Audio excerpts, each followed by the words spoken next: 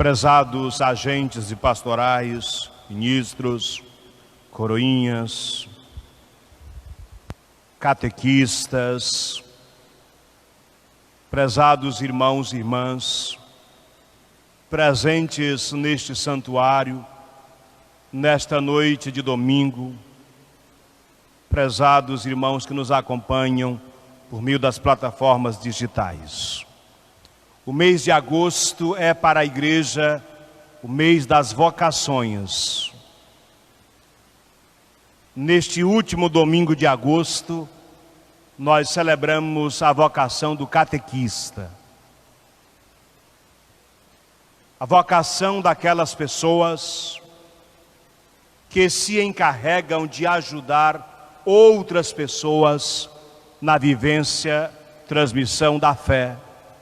Iniciam as demais na vida dos sacramentos na igreja. Uma saudação muito especial a todos os catequistas. Na pregação de hoje eu me proponho a falar da vocação como um dom de Deus, da resposta do ser humano e das dificuldades para responder com fidelidade a Deus. A vocação como um dom de Deus. Vocação significa chamado. É o próprio Senhor que nos chama. Primeiramente, a vida.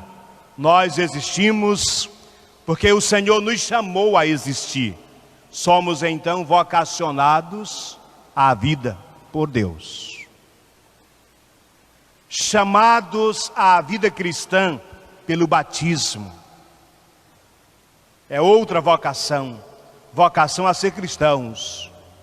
Recebemos este chamado de Deus. Na primeira leitura da missa de hoje, o profeta Jeremias diz que a vocação para ele é como uma sedução da parte de Deus. O Senhor o seduziu, o Senhor o chamou e ele não teve como resistir. Para o profeta Jeremias, a vocação como um dom é uma sedução. É o Senhor que me conquista, é o Senhor quem me seduz, e por isso eu me apaixono por Ele. Ainda que me comprometer com Ele seja tão complicado. Seduziste-me, Senhor, e eu deixei-me seduzir. Foste mais forte, tiveste mais poder, ou seja, não consegui resistir.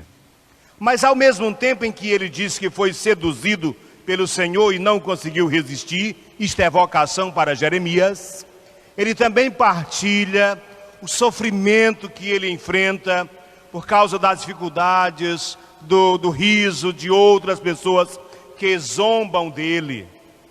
Ele disse: tornei-me alvo de irrisão o dia inteiro, todos zombam de mim, todas as vezes que falo, levanta a voz, clamando contra a maldade, a palavra do Senhor tornou-se para mim fonte de vergonha. Como assim a palavra se tornou fonte de vergonha? É você se apronta para ir à igreja e alguém diz, vamos fazer outra coisa, não, vou à igreja, aí outra vez começa a piadinha contra você porque você é fiel. O profeta começa a sentir isso na pele. São as dificuldades que às vezes levam agentes e pastorais a pensarem em desistir. São os escândalos da própria igreja que levam algumas pessoas a desanimarem.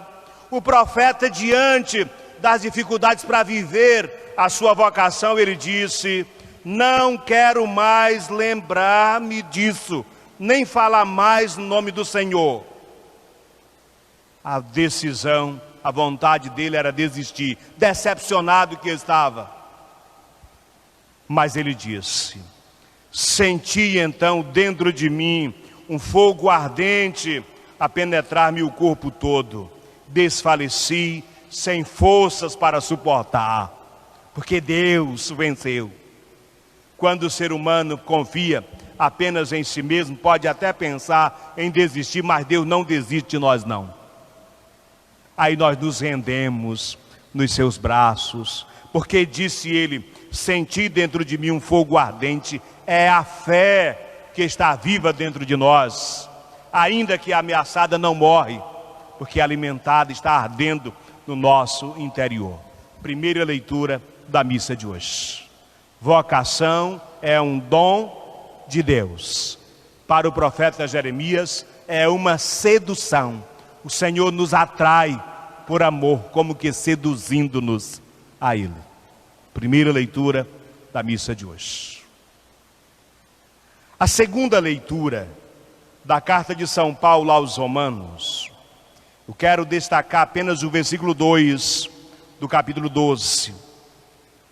Quem se propõe a seguir o Senhor precisa viver numa atitude de vigilância, senão a gente acaba se desviando pelas tentações do mundo. Olha o que diz São Paulo: não vos conformeis com o mundo, mas transformai-vos, renovando a vossa maneira de pensar e de julgar, para que possais distinguir o que é da vontade de Deus, o que é bom e o que lhe agrada.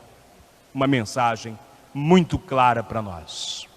Quem o segue, então não pode seguir e se deixar seduzir por coisas contrárias às coisas de Deus. Mensagem da segunda leitura. E o Evangelho? O Evangelho, para que seja compreendido, é preciso que nós resgatemos o que foi dito no domingo passado. Já não sei quem de vocês participou da missa no domingo passado. E se participou, não sei quem se lembra do Evangelho, mas eu vou recordar. No domingo passado, Jesus estava com os seus discípulos na região de Cesareia de Filipe, e ali ele perguntou aos seus discípulos: quem os homens dizem que eu sou? Surgiram várias respostas. Alguns dizem que é Jeremias, outros dizem que é Elias, outros dizem que é algum antigo profeta, outros dizem que é João Batista que ressuscitou. E Jesus disse: vós, quem dizeis que eu sou? Lembraram? Pedro disse: tu és o Messias, o Filho do Deus vivo. E aí Jesus faz um elogio bonito para Pedro. Olha o que Jesus disse: muito bem, Pedro. É exatamente como disseste. Feliz és tu, porque não foi um ser humano que te revelou isso, mas o meu Pai que está nos céus. Por isso eu te digo que tu és Pedro, e sobre esta pedra eu construirei a minha igreja, e nem o poder do inferno poderá vencê-la. Bonito. Domingo passado. Tu és Pedro, pedra, sobre esta pedra eu construirei a minha igreja, e nem o poder do inferno poderá vencê-la. O Evangelho de hoje, totalmente diferente. Jesus estava dizendo para Pedro e os demais discípulos que ele era o Messias, como Pedro tinha reconhecido. Mesmo sendo o Messias, ele seria perseguido, ele seria caluniado, ele seria preso, ele seria crucificado, morreria, mas ressuscitaria. Aí Pedro diz assim: Deus livre, isto nunca te aconteça. Quem é que quer morrer? Quem é que quer ser perseguido? Ninguém. Próprio Jesus, quando chega o momento da provação última, ele diz: Pai, se possível, afasta isso de mim. Contudo, que não seja feita a minha, mas a tua vontade. A vontade de Deus não era que o filho sofresse. A vontade de Deus é que ele salvasse a todos.